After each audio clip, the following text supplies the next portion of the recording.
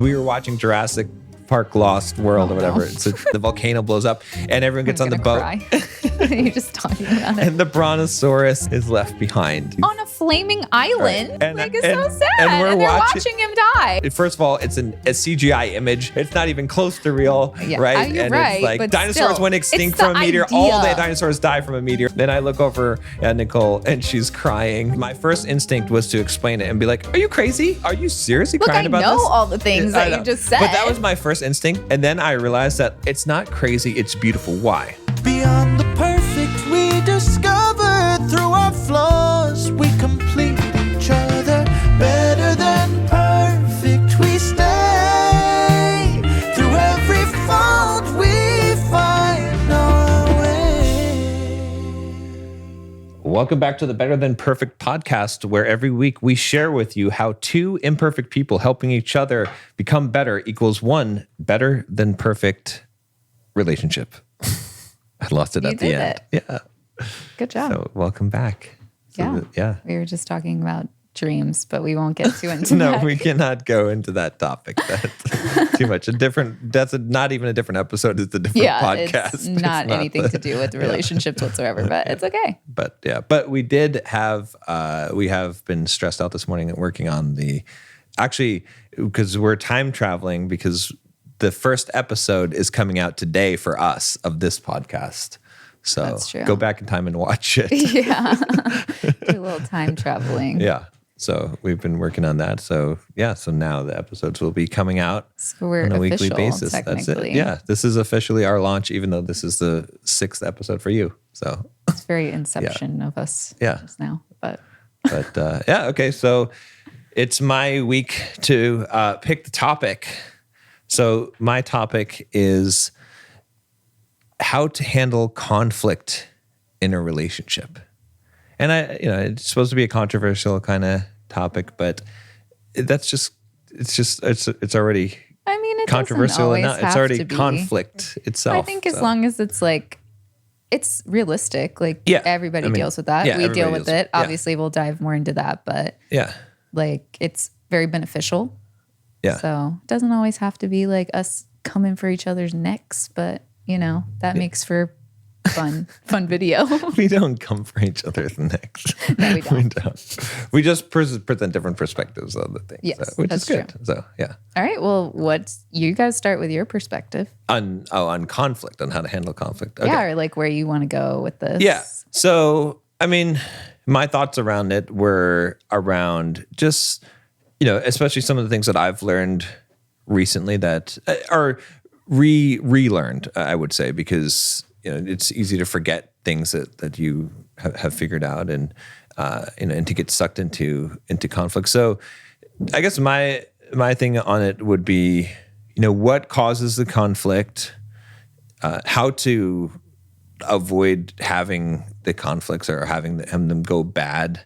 And then really, I think the perspective from both the male and the female, man and woman, what as a man can you do to have better conflicts, higher quality conflicts that are constructive, because conflict isn't bad by itself, but constructive conflicts, and then in the same that you could present your side of what is it as a woman, and there's some commonality too, right? Things that both people can do always to better communicate. And I guess we don't really have to go over the standard 4 horsemen of, Can you remember all 4 precisely? Because I know one of them. Right. One is criticism. Oh, I thought it was defensiveness. Okay, I think that's. I think one of them is. But we'll just talk about from our perspective, even though those are, because everyone talks about the 4 horsemen. So. Yeah. So, what do you think about? Well, normally you're supposed to start with your perspective, but if you want me to start, conflict is a very broad thing. Yeah, so I know that you kind of laid out how you want to talk about it. So the first thing you said was what causes it? Yeah. Well, I think it's obvious that hurt causes the conflict, and because that's where all issues start, right? Even if somebody's hey, you did this and it made me feel this way, that's still, they got hurt somehow. Yeah. So I think it all stems from feelings got hurt, someone got hurt, or they're feeling a certain type of way about something, but normally it's like hurt or upset or what, those sort of group of emotions. And what's really hard is that when you're feeling those emotions, it can kind of overpower your like logical thinking brain in that moment, right? Because I know a thing that us women tend to do when we're hurt is sometimes lash out at the same time, like verbally or, you know, whatever. And we allow our emotions to kind of take over, and we're not really responsible for what we do when we're upset, which I don't think is okay. Right. And I'll talk more about that at the end. But, you know, typically where I think conflict like goes awry is that those hurt feelings like take over everything and they become this like destructive thing. Like now you're hurt by what somebody did, so you're going to hurt them, or you're going to like show them how hurt you are, or you're going to like, you know, get revenge, you know, and then obviously the other person is going to be hurt and want the same things. So it's like that typically is where a lot of people end up like having crazy, full-blown, like hour-long, intense fighting conversations. Like, I'm not saying that we have it to that level, but a lot of people have it to that level, and it's very normal, you know, like, and they almost normalize it. Cause I mean, we've even had talks, you know, with our daughter where, you know, sometimes she'll be like, well, I was upset, so I didn't mean it. Where it's like, which we're trying to teach her, like, even though you're upset, even if you're angry, even if you're hurt, you don't lash out on people, or you like, you have to still handle it a certain way. And so, you know, I think that's very important, especially for women. Cause like I said, we do typically like kind of go more towards like, you know, oh, you hurt me, like it's on from there. But I think that's not the right way to handle it. And even if you try to be really careful about what you say, you might still say something that hurts somebody. So I think it, you know, is important to look at it in a way that we've talked about, which I don't want to like steal your whole thing here, but when you look at it from a place of like being vulnerable, which I think when you're like looking at it more from being vulnerable, it makes you come from a place where you're like, you're not attacking, you're like, I don't want to say helpless, but you're kind of like a little like, you're putting your heart into the other person's hands. And trusting that they'll deal appropriately. With you're it. not trying to like guard yourself from it. Like you're fully open. Like it can be scary, but you're coming from this place of like love and like true emotion, and not allowing the like anger or what, like the part that wants violence or whatever to like overtake, or like the part that like wants to guard it yourself. So you're on like high alert and you're like, I must protect my heart at all costs. So what you and I have talked about is protecting the other person's heart and, you know, looking out for them, which will lead to more constructive criticism type of conversations, and not allow there to be that sort of like combativeness that a lot of conflicts turn into. So, I feel like I'm like taking this whole thing over. I mean, I think that's a good summary of it. And I would say on that point, like the thing that initially starts the conflict is some kind of miscommunication, or it is a hurt, right? I guess that's what we could say is it's a hurt in some way. And I think that the more close you are with a person, the more the hurt is, even slight things, because when you feel like you're side by side and they're like, this person really gets me, they understand everything about me and I understand them and we're so close, then any degree of separation feels like a huge harm, because you're like, my reality is shattered now. I guess she doesn't get me as much as I thought, or I guess, you know, it's like, or she must be doing it on purpose, or he must be doing it on purpose because we know each other, you know. Well, and your partner's supposed to be the closest person to you. So obviously when there's miscommunication or hurt somehow, like your brain automatically wants to be like, but how could this person do this to me? Or like, like I thought I knew them, like your brain can spiral, and that's where you end up kind of going down that bad road. Right. Whereas if you like don't come at it from that perspective, like we've talked about, where you're like, I know who this person is. I know they wouldn't hurt me. Right. Like this is just obviously something that we need to talk about and work through in a positive way. I mean, as positive as you can. Like there's still going to be some sort of emotion because like I said, there's usually hurt attached to it somehow. But if you come at it with love as like the core like attribute and like who that person is rather than feeling betrayed, because when you feel betrayed, then you can spiral and you come up with all these other problems and then you start throwing those in there, and then now you're like talking about a whole bunch of other stuff, which I have done. Like, we've all done that. I'm not perfect at that's what I was going to say, is that you come in initially with some kind of hurt for whatever reason, and then it either goes one of two ways. Either you interpret that hurt as you come to the person and say, you've hurt me, or you're angry because you're like hurt goes one of those two ways. And it's like, if you choose the path to be, you hurt me and now I am upset at you for hurting me, that's the protecting your own heart pathway. Right. Versus the, you hurt me and now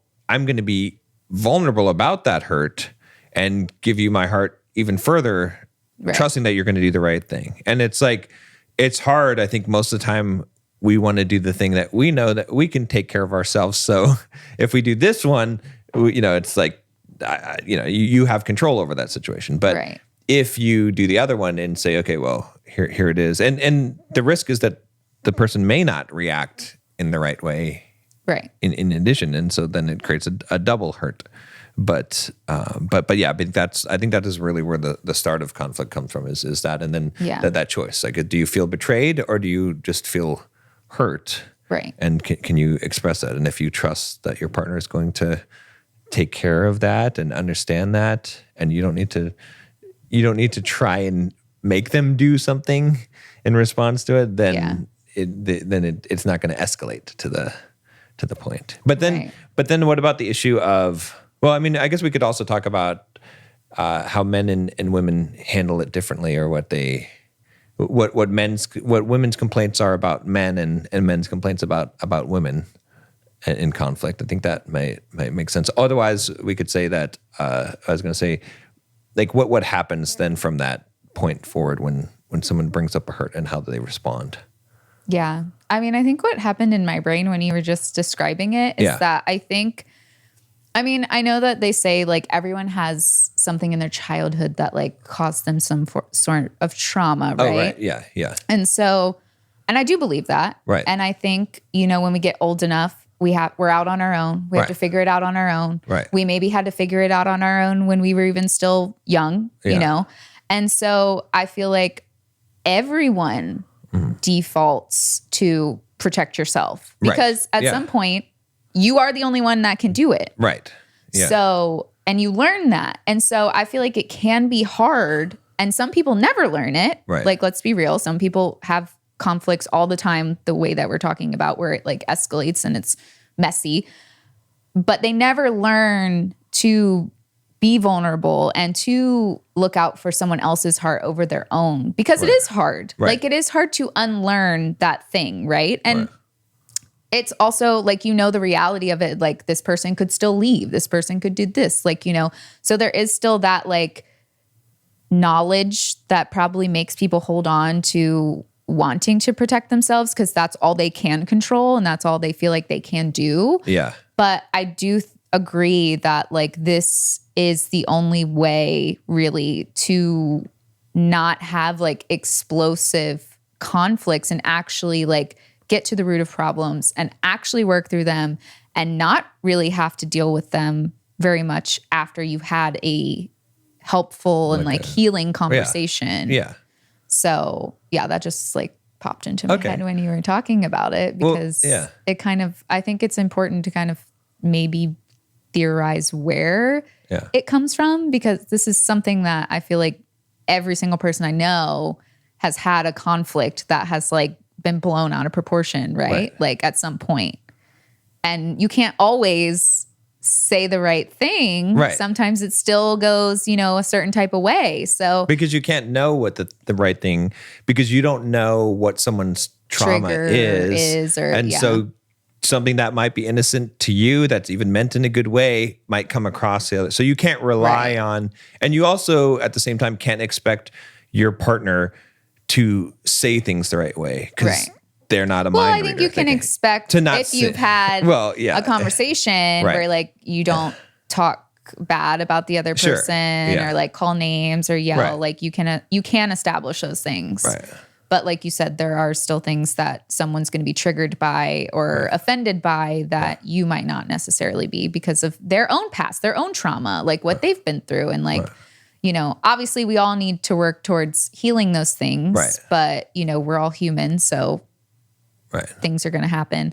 But yeah, I think just when you were explaining it, I think it's important before we got into the other parts to kind of look at it from that perspective. Cause I don't think like, I think it's just our learned behavior, like that we've learned from growing up. And that when you get in a relationship and you get married, that you have to, like, especially when you're married, you have to trust your decision that you made, right? Because you should be taking the time to make the right decision, or like thinking about it enough to feel like I could put my entire life in your hands and trust that you're going to take care of me, right? But I think when we're upset and we're hurt, we're like, and especially if it's by that person, we're like, how am I going to give my heart to this person that hurt it, right? So yeah, it's a hard thing, but I think that's why like remembering who you actually married or who you're actually in a relationship with and who they are to their core and the things that they show you by what they say and what they do is very important to remember in those moments, because it's very easy to allow your emotions and your hurt and whatever to override that and be like, okay, well now I'm coming at him because he hurt me. Right. So like now I got to defend myself from him. Right. And that's I think that's the key thing that causes the conflict to escalate is the defense.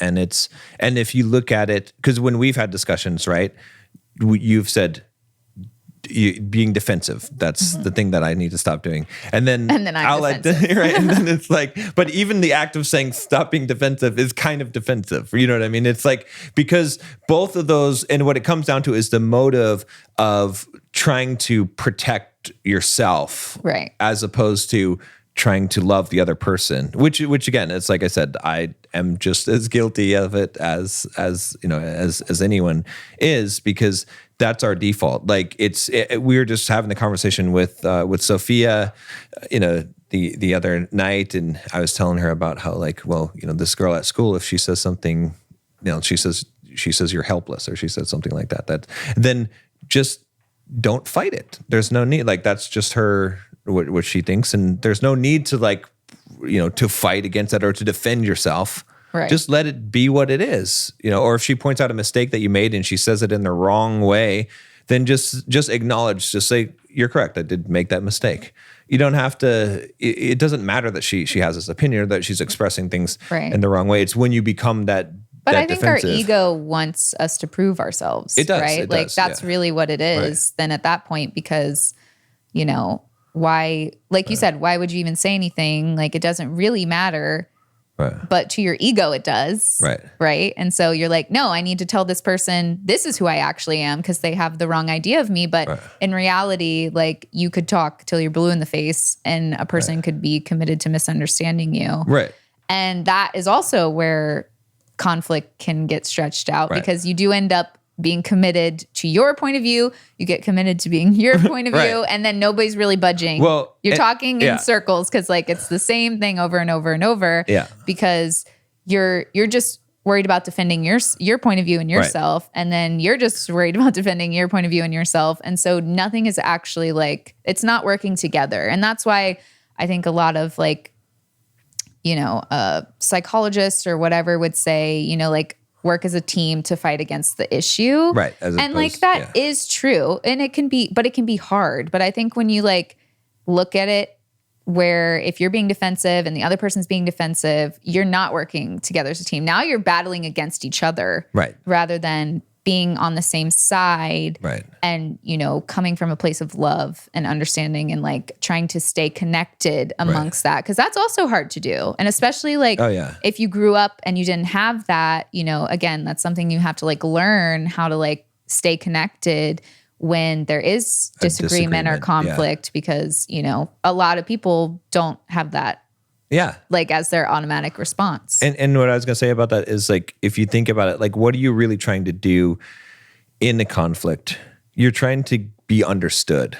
Right. And that's why the defensiveness Yeah. is such a slap in the face, is because it's sort of, But that's why it's also there, right? Yeah. Because you're trying to Be- express yeah. where you're coming from, Right. but it's defensiveness, right? Like Right. you're trying to be understood Understood. Yeah. On in both that sides. moment So as what- well too. So what's really got to happen is that the one person who, let's say that they're bringing up a harm or something, that person has to be met with zero defensiveness so that they can just be understood, even if they're doing it in the wrong way and they're expressing their emotions. You know, there's a degree to it. Obviously, you shouldn't be calling people names and doing stuff. But Right. if you say things in a way because you feel emotional about the thing and you're expressing it without that person being defensive, so that they can just understand you. Mm-hmm. And then once that understanding has happened and it's like, okay, I empathize with what you're saying, and not even, you shouldn't have said it like that. You just forget about that for a minute and say, okay, I get what you're saying. I understand that. I understand you feel that way. I understand you know, not at all trying to explain why Just you listening. did. Yeah. Just taking it all in, then just letting that person have their minute to feel understood. Right. And then the tables turn, and now It's instead the of other defensive, person's now turn. it's like, by the way, also, I didn't intend to hurt you. Here's how I feel, and here's what and then if again the same courtesy is exercised, then you both end up being understood, because the conflict is happening when this person's like, I need to be understood, and this person's like, no, you don't understand me, and it's like, no, I need to be understood, and it's like, no, clearly now you don't understand me, and you're going back and forth. And all you're trying to do is to get the other person to understand you. It's like, I'm not trying to harm you, but you harm them by Right. trying to tell them about how much you're not trying to harm them. And, you know, and again, this is, I'm sure this is a familiar cycle, because it's where I'm at when I'm in a conflict. I'm like, I'm just trying to, if you could understand what I'm saying, then you would see how, you know, that I don't That's mean harm. where And everyone's it's like- coming from, though. in Exactly. all That's that where everyone's situation. coming from. Yeah. But they also say what exactly you just said too, is that one person should talk and the other person should listen. Right. And then once it's totally done, then the other person can talk and the other person listens. Yeah. Which we don't do that a Sometimes- lot yeah. of the time either. So like we're not perfect. Right. But we do fall into a lot of the same things that we've talked about, but we do actively try to do it in a Right. healthy way, but it's still, you know, we still fall into challenge, the, and we learn from it. You know? yeah, we still like, you know, make mistakes. But the listening is important, because it's not just, because a lot of times people interpret that and they're like, okay, I'm going to listen to this person for a minute, and they're just waiting with their To talk. defense, Yeah. or they're waiting for their like, oh, I can't believe you said, okay, go ahead. Oh, Right. and There's, it's like like, you're making writing it. This is like, notes. oh, Yeah. you think that? Okay, and it's like, that's not listening. Like, listening in that context means understanding and empathizing, Right. Putting which means yourself to, like, in their shoes. Exactly. Right. Not to try and figure out what does this mean to you? Which a lot of times I think that the problem is too, is that, and especially I can say from the male perspective, is that when a woman is telling you how she feels, I mean, it doesn't have to be a woman, but it's quite painful. We don't try to make it painful. It just, because it isn't even that it's being tried, you know, that someone's trying to make it painful. It's just that you're recognizing just all these things that are being interpreted in a way that you didn't intend them to be, which again, it's like, oh man, that's like, it feels like, oh, you don't really get me. You don't understand me if you think those things, but that's just how the person feels, because at the same time as you're thinking that, you're also doing the same thing by taking offense by those things, right? It's like, you know, as Right. a It's man, the so. same thing for each person. Like Right. a woman's going to be upset about certain things that a man wouldn't. Right. And a man's going to be upset by certain things that a woman probably wouldn't. So let's talk about those things. I think that's good. Okay. So what are the things that women, that upset women, or have upset, you know, you as a woman, you think, or in general, that they would say? I mean, I can't in speak for conflict? all women, Right. but words Okay. Like you just talked about that the words really shouldn't matter, but I do feel like that is what fuels the hurt inside of me. Like when I'm trying to be vulnerable. Right. And like That's things are phrased in a way that like the always and the nevers. right. Like you never do this. Right. Like, and so that is one of the four horsemen. What, saying that? Saying the always and nevers. Okay, well, and I'll tell you why. Someone can check it. I'll tell you why it bothers women. I can't speak for all women, but I'll tell you why, because I have been reading this book about optimism. Yeah. And like talking about depression in the book and stuff too, because they, you know, believe that pessimism is like related to depression in some sort of way. And women are more likely to be depressed. Right. And in the book, they talk about how women really ruminate on things where men just, if they get upset, they just act. Like they'll go and like go to the bar and drink, or they'll go play a basketball game. You know, they'll like, but women will sit and stew on those things and they'll think about it. Right. And they'll like, again, too, if you add anxiety into the mix and worrying and things like that, now you're like taking this one little thing that like you never do this. Right. And now you're like, well, I do this. And like, so he doesn't notice this. So like, does he not notice this? Oh, I see. So does he do this? Yeah. So I feel like that is where women can spiral and end up like being upset about one thing and then throwing a bunch of other things in there, because by the time that a man has even like finished the sentence, she's already over here, like 10 points down. Right. You know, because the second they come out of your mouth, she's like, oh, so he thinks this. So he probably thinks this too. And then he's thinking this. Right. So I feel like it's maybe not the biggest thing, right? But it's one of words do matter to women. I mean, like think about some of the instances where I've gotten like hurt, sure, right? Like with the vitamin thing. I'll bring up the vitamin thing because it's really not a big deal, but you know, I had these vitamins and I take them, and then you were in there taking one day, and I was like, "Why are you taking the gummy ones? Because you just drink the apple cider vinegar, and I like the gummies." Yeah, and you were like, "Well, you're not eating them anyway," and I was like.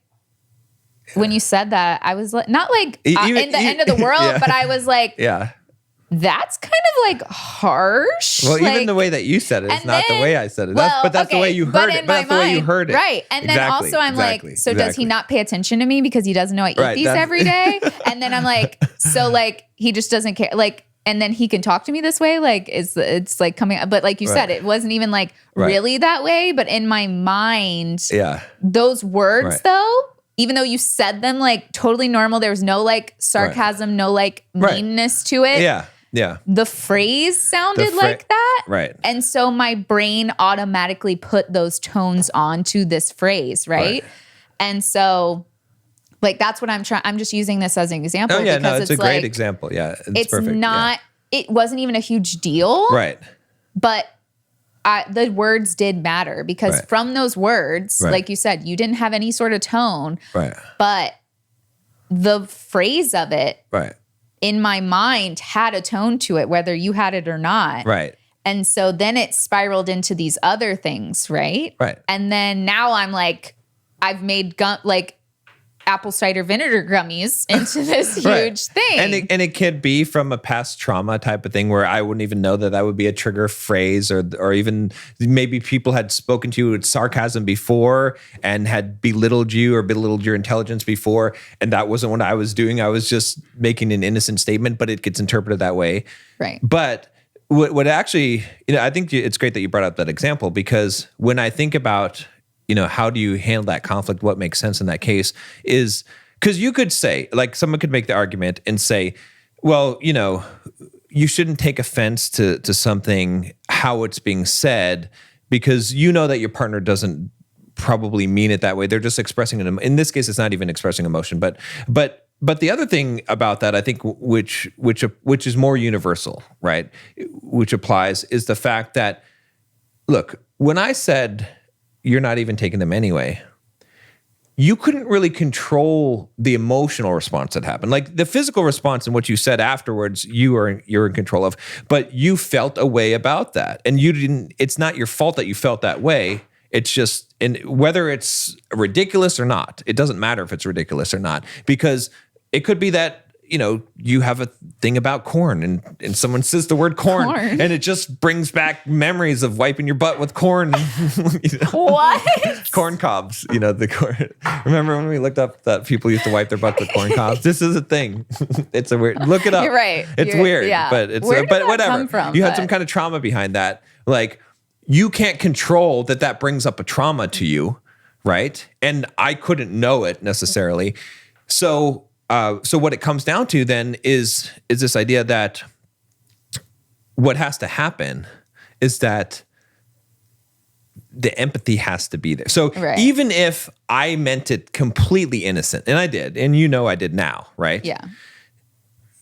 I could get upset at you and I could say, hey, look, why are you getting upset about this thing that's not a big deal? Like, do you think that I'm a bad guy, that I would mean this bad? Which I think in that moment you did respond. I did respond like that. I messed up. Let's be clear. Okay, no, I'm not trying to say that, but I'm just trying to say like what you're talking about actually did happen in that instance. It did. Because that's the thought, that's a defensive, right? Because it's like, hey, I didn't even do anything wrong at all. And it's like, it was an extreme defensive on my part because I was like if you say something to someone, if you express a hurt and they misinterpret it and then you're defensive about it, because it's like, okay, that's a reasonable misinterpretation, right? Or they're offended by the thing and then you could be defensive. But I said something in my mind that was totally innocent. We weren't even in a conflict. I wasn't even upset at you. You weren't upset at me. And then all of a sudden you're upset about this thing. So I was like, okay, well, let me defend myself. Let me say what I actually meant. And I was even just trying to say, hey, it's just innocent. I didn't mean anything about it, but where I'm getting, you're going to like where I'm getting to. So I know it's a little, think I'm not? You will, like, just looking at the look on your face. But the point is, what I'm saying is that your response to that was an involuntary response of hurt, whether I meant it or not. Whether it's absolutely ridiculous, like wiping your butt with corn or not. You just want to throw that in there as many times as you can.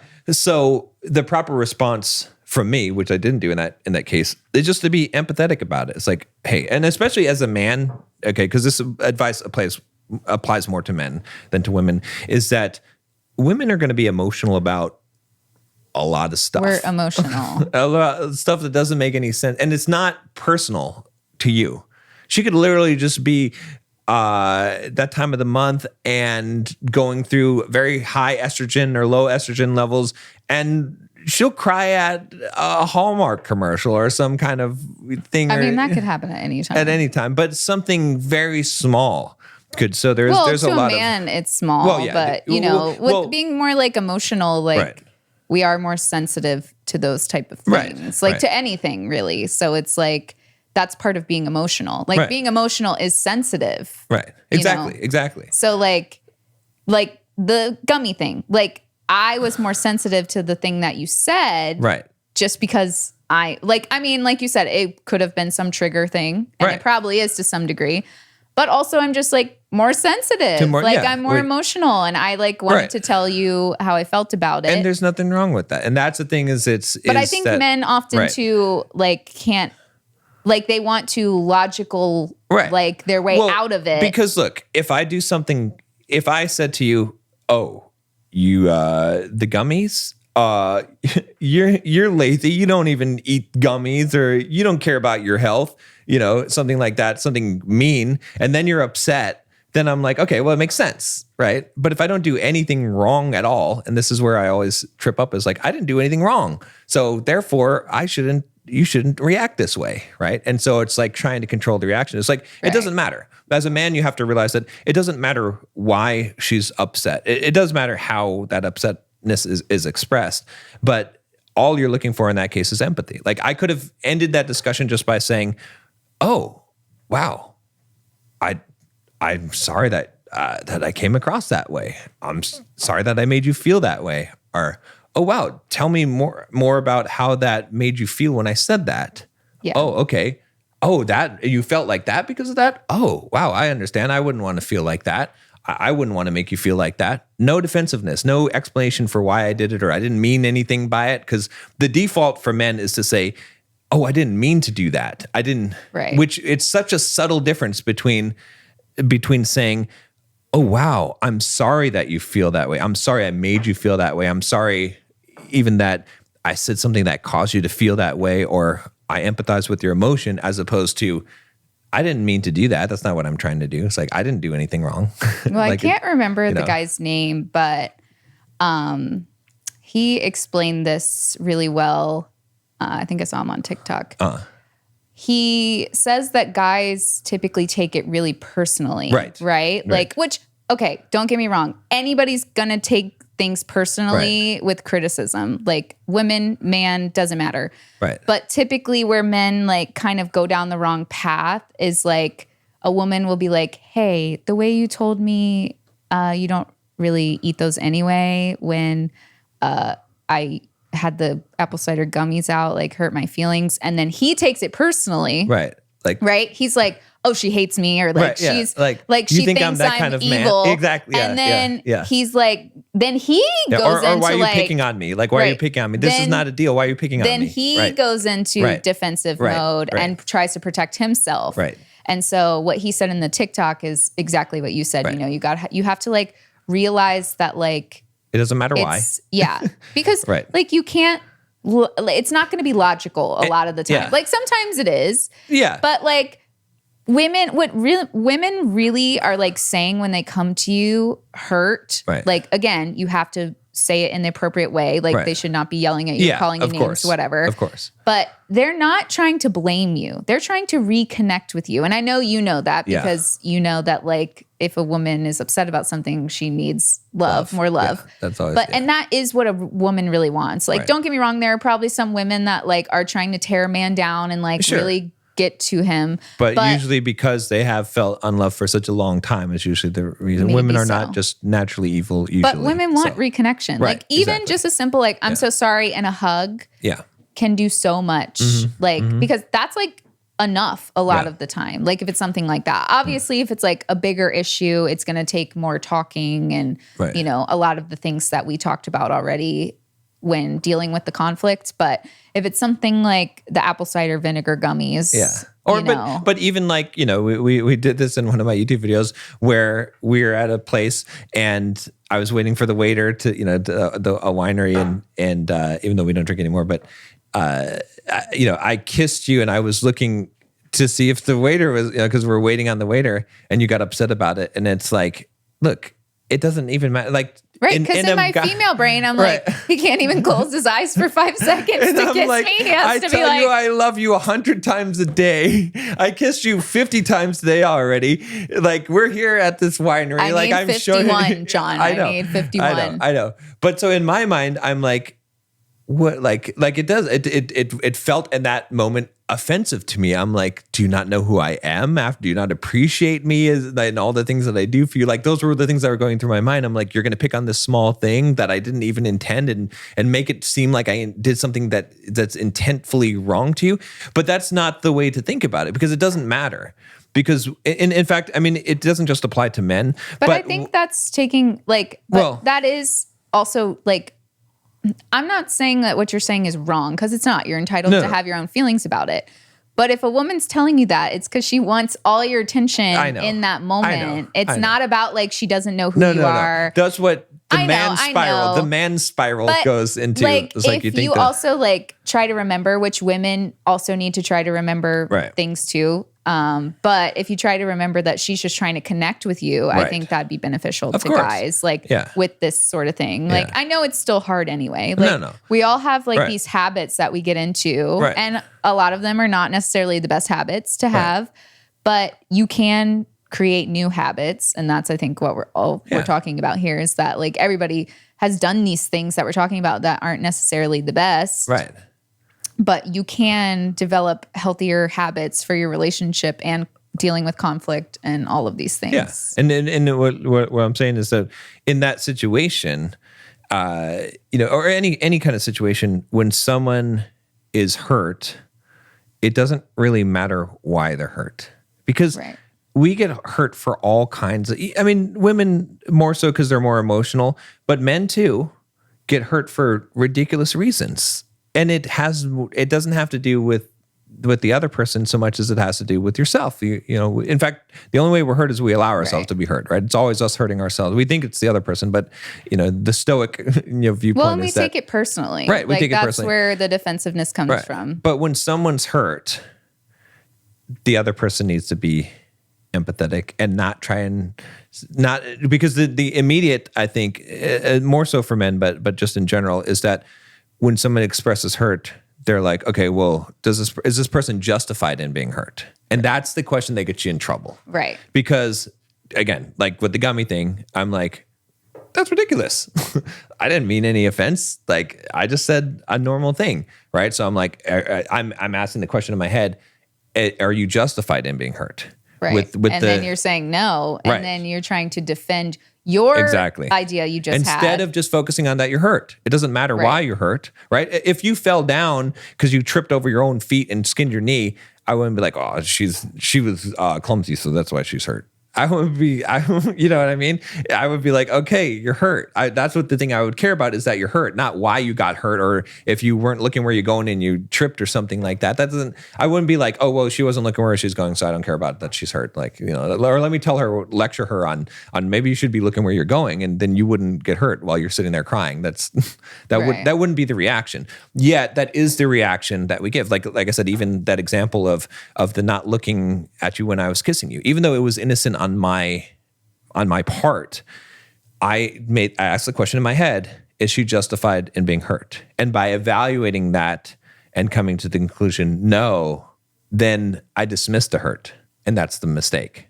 Right. And it doesn't just apply to men. Women can do the same thing. But it's more likely that men would do that because they're more logically going to say, does this make sense? Is this something that, you know.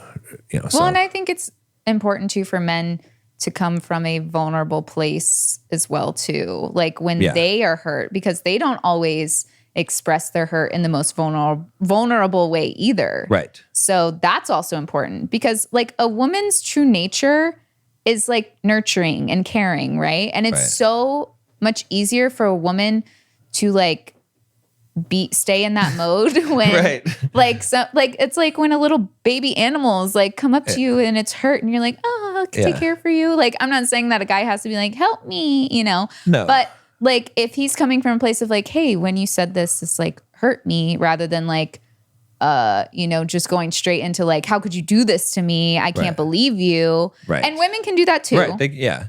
But so either way, like both people need to come from the perspective of like being vulnerable, because it's also a lot easier for the person listening to, have that automatic like response of just caring what you're going through and being empathetic towards you. And, but even if you don't do it perfect, like you said, you do have to just like listen to what the person's saying and not just try to defend yourself or protect yourself or take it personally. Yeah. Like just be there in that moment, put yourself in their shoes and see where they're coming from. Yeah. But I do think it's important to mention that people should try to come from a place of vulnerability, and like that means like not saying things that are like aggressive or anything like that when you are hurt. Right. Like I know that is, easy for people to do and get in that, habit of doing, but you can, rein it back in. But I would say like, what do you think that women should do differently? I think it's very important for women to choose it's important for women to choose their words and to not yell and to not, let their mind go from point A to point Z in like 5 seconds and bring all of that into the equation as well too. But is there anything that you would recommend that might help women talk to men in a way that doesn't cause the boxing gloves to come out? Yeah, that's a good question. As I've thought about this and reflected on this myself, I have to say though that it is more the man is supposed to be the leader, right? This is what I talk about a lot on this podcast. And so, yeah, there's things you could say that a woman could do differently, but the man should be showing it, not telling it, because like leading by example. Because women don't respond to criticism; they respond to encouragement. men more so respond to criticism. Not to say that Yeah. you should necessarily criticize a man all the time, but I'm saying that a man is more likely to respond to criticism, and especially in a relationship, I would say, or with a friend or something like that. If I criticize my friend and he's a man, he's going to get what I'm saying, and that's fine. Like, it's not going to be, like that. But women respond more to praise. Well, and even I think it's important to bring this up really quick, and even in the situation you're talking about, it is way more likely to follow a leader if they're leading by example. That's where I'm going. Yeah. So like, exactly. A woman is going to follow your lead if she can trust that you're always leading by example. And I'm not saying that you can't have mishaps and things like that, because that happens. But almost, 90% of the time, if I go back and I look at my history and I look at our history and I'm like,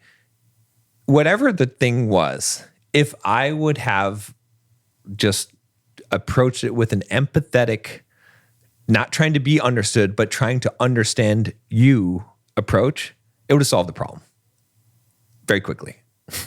And you would have probably dealt with whatever I had to say in an appropriate way. I don't think that again, and not to say that there's not ever things, but whatever things that I think a woman needs to work on in a relationship or the conflict, it's best if the man leads by example, showing those things. Because it's also really hard for a woman. A man has more of the ability to do it. I'll tell you why. Because a man can be more analytical in the situation and is not as overtaken by his emotions. Not to say that a woman couldn't, learn some Stoic principles and it wouldn't serve her. Those are true. But a man generally has more of the ability to do it. And so if a man can do that and show empathy and validate a woman's emotions, most of the time that solves the problem right there, and she's in a much more responsive place to then listen to what he has to say. Right. And so that's why I would say that it's like, women could focus on things, but they're probably not going to solve the problem. It's probably going to be the man solving the problem by doing the right thing with that. Well, we've talked about this too with your sister when she came to visit, that her and I both had the same profound moment in therapy, right? It was just someone saying, I'm sorry you went through that. Or I'm sorry that happened to you. And so that's why when we were talking earlier, that if a woman comes to you and she's like, hey, this hurt me, if you're just like, I'm so sorry, give her a big hug, most of the time you just ended it. She feels so much better. She's not spiraling, on all these other things. Right. And bringing that in, she feels like healed in a way from that hurt. So a lot of times it's not even that complicated. Yeah. But, and to go on what you said too, as a woman, it is harder to influence a man. It is. So even if I was doing all the right things, you aren't going to be looking at me like, oh, I should follow her lead. Obviously we have conversations and we talk about things and we work as a team, but you're not going to be looking like, oh, I should be like her. Right. And not that a woman's like, oh, I should be like him.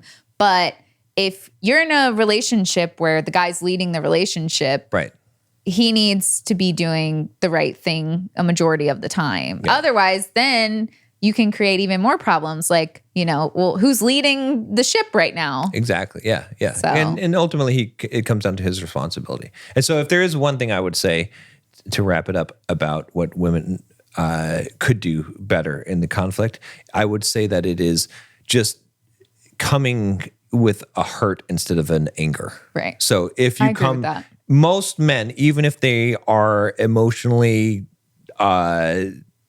illiterate, if you come to a man and you're in a relationship with him, if he cares about you and you say, oh, I'm hurt, he's probably going to respond at least in a semi-decent way.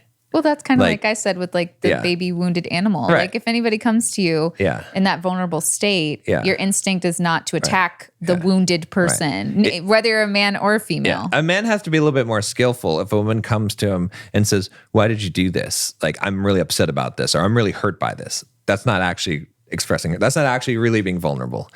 Then he has to be skillful to dissect that and be like, oh, I didn't mean to make you feel that. Like, he has to not be defensive. He has to now. So it makes it a little bit easier for the man's job if the woman comes to him with a completely open heart, like, my heart's in your hands. Do with it as you will, and trust that he will do the right thing. And sometimes he might not, but a majority of the time he probably will in that case. And which brings me to the final, closing point. I want to say one more thing. Okay, go ahead. Just like a quick thing. Yeah.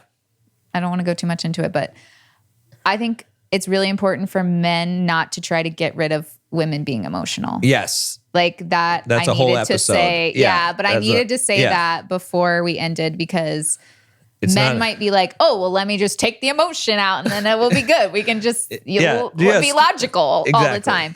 But yeah, don't embrace love that part of her. Yeah, like, I mean, and you guys can learn together to like handle the conflicts in a better way. And you'll like that about her. I'll tell one quick story about that, since it is so, well, we do need to do a whole episode on it. Is we were watching Jurassic Park Lost World or whatever. No. It's a crappy movie. And there's this part at the end of the movie or at the beginning of the movie where they're leaving behind the island, the volcano blows up and everyone gets on the boat.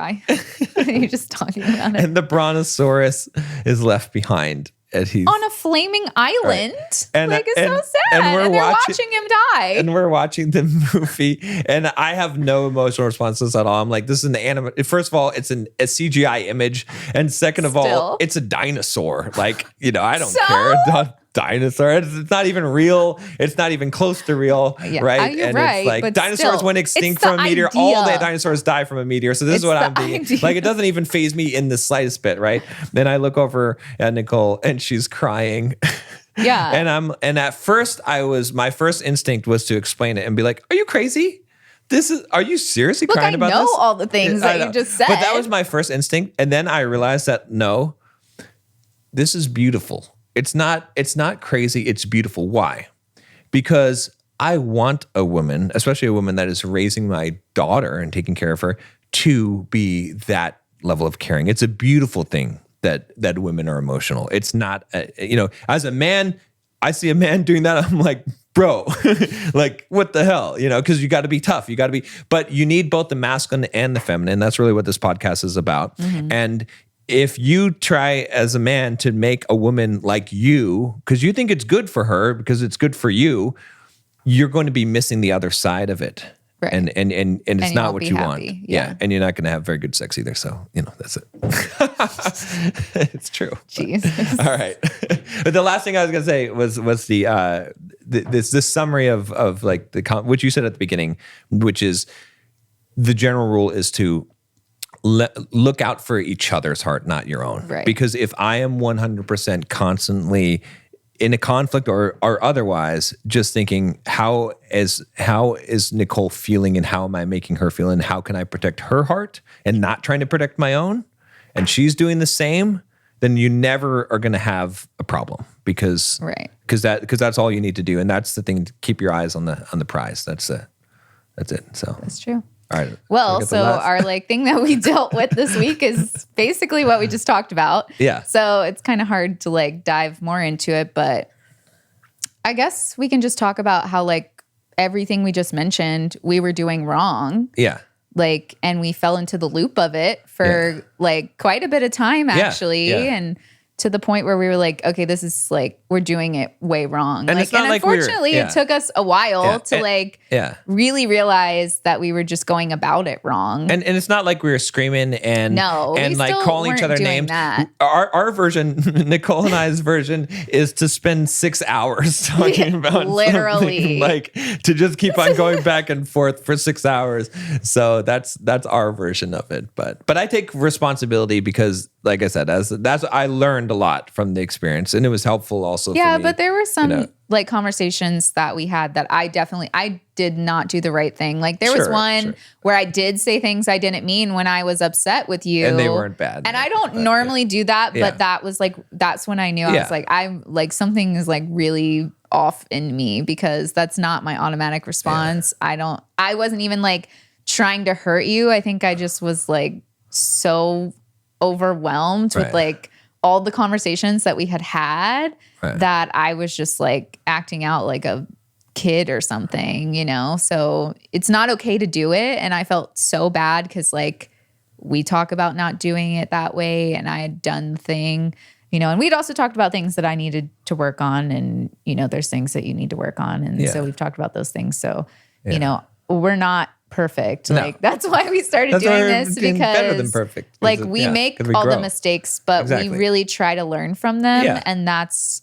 just where we're trying to be helpful to everybody else, because like we are bringing you the things that we're learning the hard way. And sometimes you do have to learn things the hard way because that's what really sticks. But if you can give good advice that stem from actually making the mistakes and learning the lessons, then I feel like it is good to put those things out there to try to help somebody, you know, do the right thing from the beginning. And, you know, even if you mess up, like you'll figure it out.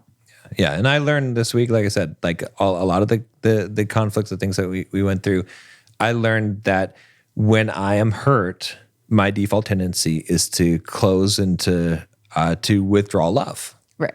But I did learn through this process which again, something maybe I could remember how to do, which is to love through the pain and to not even focus on the being hurt, to just look out for you and to do that. And when I started doing that, then things got a lot better. Things resolved a lot easier. So that's true. Yeah. All right. I guess that's it for this I mean, I guess episode. for this one we kind of talked about it already. So all right. See you next week. Jinx.